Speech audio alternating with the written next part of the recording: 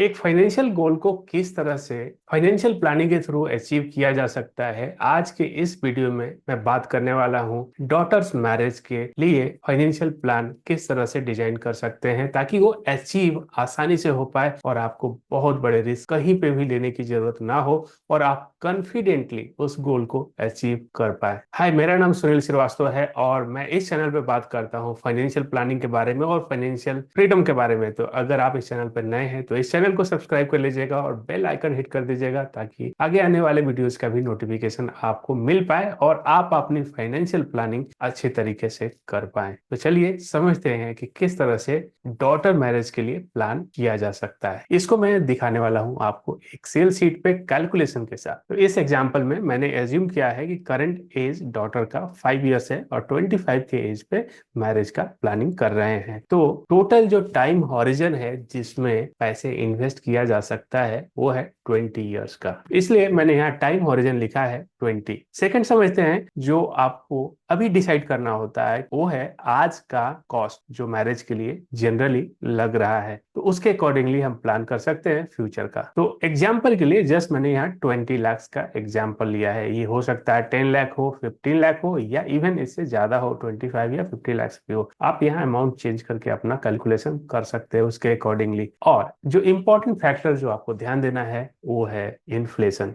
Inflation जो हर साल बढ़ने वाला है, महंगाई की वजह से इसका जो कॉस्ट है वो हर साल बढ़ने वाला है। तो आज जो 20 लाख रुपीज में हो सकता है वो एक साल बाद 20 लाख में नहीं होगा, क्योंकि इन्फ्लेशन की वजह से 1,20,000 एक्स्ट्रा लगने वाला है एक साल बाद ही। तो अब सोचिए अगर 20 साल बाद की बात कर रहे हैं तो वहां पे अमाउंट और भी ज्यादा लगने वाला है। और कैलकुलेट करें कि उस समय क्या लगेगा आफ्टर 20 इयर्स, तो ये अमाउंट हो जाता है 64,14,271 रुपीज का। इसका कैलकुलेशन मैं आपको एक बार यहाँ पे लाइव करके दिखा देता हूँ। जब भी हमें फ्यूचर वैल्यू यानी आज से 15 साल 20 साल बाद कोई वैल्यू की रिक्वायरमेंट है तो इसके लिए हमें कैलकुलेट करना होता है एक्सेल शीट में एफ वी यानी फ्यूचर वैल्यू, क्योंकि ये वैल्यू हमें आफ्टर 20 इयर्स लगने वाला है। इसलिए यहाँ जो फॉर्मूला यूज होता है एफ वी यानी फ्यूचर वैल्यू का। फ्यूचर वैल्यू निकालने के लिए हमें जस्ट टाइप करना होता है एफ बी। यहाँ पे आपको एफ बी का मिल जाएगा ऑप्शन, इसको सेलेक्ट कर लीजिए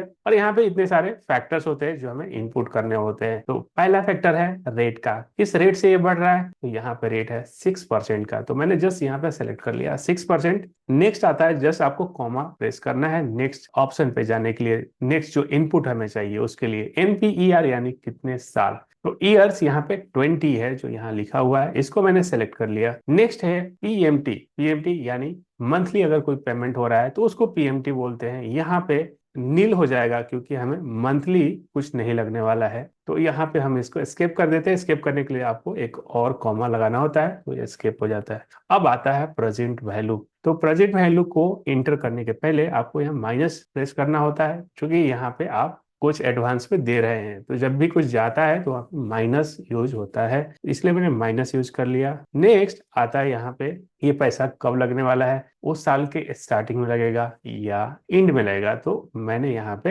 एंड सेलेक्ट कर लिया कि उस साल के एंड में ये पैसा लगने वाला है और यहाँ पे ब्रैकेट क्लोज करेंगे और इंटर करेंगे तो ये वैल्यू आ जाता है। होप आपको ये क्लियर हुआ रहेगा। यहाँ पॉइंट में भी आता है, पॉइंट हटा सकते हैं या रख सकते हैं। तो 64,14,270 रुपीज का अमाउंट लगने वाला है आफ्टर 20 इयर्स, अगर उस मैरिज का कॉस्ट अगर आज के दिन में 20 लाख रुपीज है। तो एक पार्ट आपको क्लियर हो गया। अभी हम चलेंगे सेकंड पार्ट पे और समझेंगे कि इसके लिए कितने अमाउंट की इन्वेस्टमेंट की जरूरत है, क्योंकि अभी हमें क्लियर हो चुका है कि उस समय हमें अमाउंट क्या लगने वाला है, जो कि है 64,14,271 रुपीज का।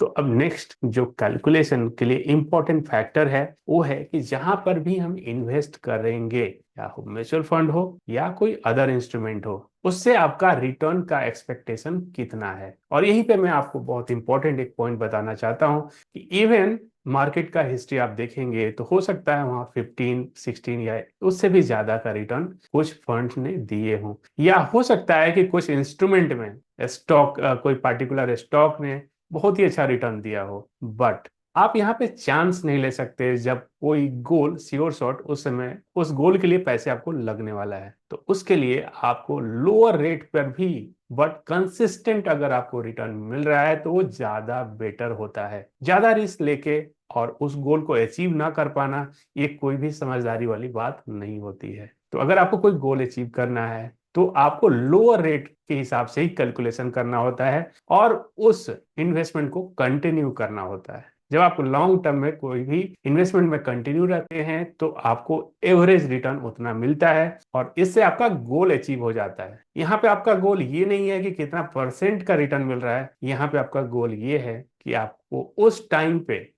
उतना वैल्यू, फंड वैल्यू होना चाहिए, आपके पास उतने पैसे आ जाने चाहिए। होप आपको ये पॉइंट क्लियर हुआ रहेगा, क्योंकि आपको ज्यादा रिस्क नहीं लेना होता है इस तरह के जो सर्टेन गोल है उसके लिए। चलिए तो नेक्स्ट समझते हैं कि इतने अमाउंट को जमा करने के लिए हमें कितना मंथली इन्वेस्ट करना होगा। तो मंथली कैलकुलेट करने के लिए जो फैक्टर की रिक्वायरमेंट है, आपको कितना रिटर्न चाहिए, तो मैंने यहाँ पे लोअर आपको रिटर्न ले लिया है 12% का। 12% का रिटर्न अगर मिलता है आपको तो भी आपका गोल आसानी से पूरा हो सकता है। और उसके लिए कितने अमाउंट की रिक्वायरमेंट है मंथली बेसिस पे, ये कैलकुलेशन अभी देखते हैं। तो यहाँ पे मैंने ऑलरेडी कैलकुलेट करके रखा है, बट आपके सामने मैं वापस से एक बार कैलकुलेट करूंगा ताकि आपको चीजें क्लियर हो जाए। तो चलिए, 6,484 रुपीज आपको लगने वाले हैं।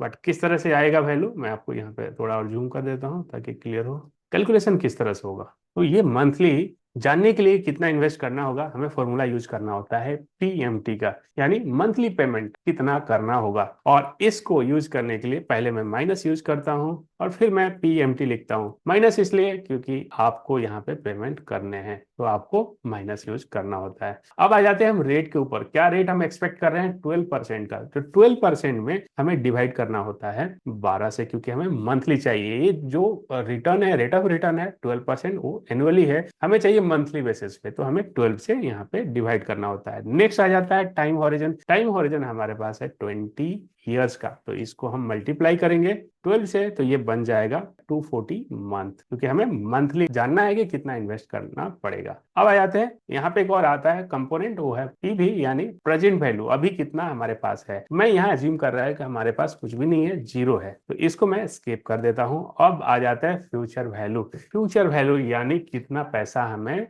उस समय लगने वाला है इसके ऊपर। तो फ्यूचर वैल्यू हमने ऑलरेडी कैलकुलेट करके रखा हुआ है और वो है अमाउंट 64 लाख रुपीज का। तो 64 लाख मैंने यहाँ कंसिडर कर लिया। और नेक्स्ट आ जाता है कि ये पैसा हम जो इन्वेस्ट करेंगे वो मंथ के स्टार्टिंग में करेंगे या एंड में करेंगे। तो मैं अज्यूम कर रहा हूँ कि मंथ के एंड में करेंगे और इसके लिए हमें जीरो सेलेक्ट करना होता है और हमें बटन ये प्रेस कर देंगे, इंटर प्रेस कर देंगे और यहाँ वैल्यू आ जाता है 6,483 रुपीज 94 पैसे का, जो कि मैंने डेसिमल को इग्नोर किया है, तो होता है 6,483 रुपीज जो हमें चाहिए मंथली बेसिस पे। तो इस तरह से आप आपके अकॉर्डिंगली प्लान कर सकते हैं।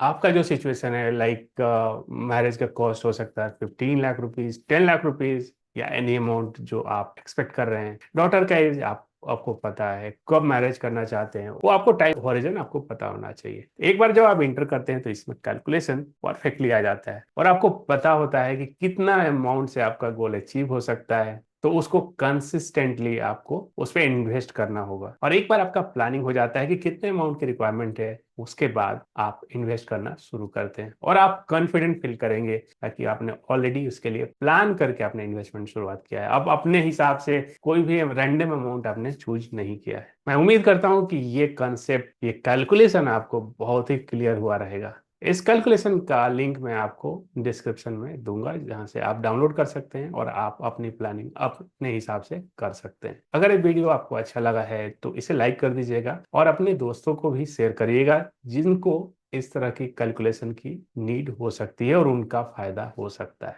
तो thank you for watching this video. मिलते हैं इसी तरह के नए कंसेप्ट में एक अगले वीडियो में।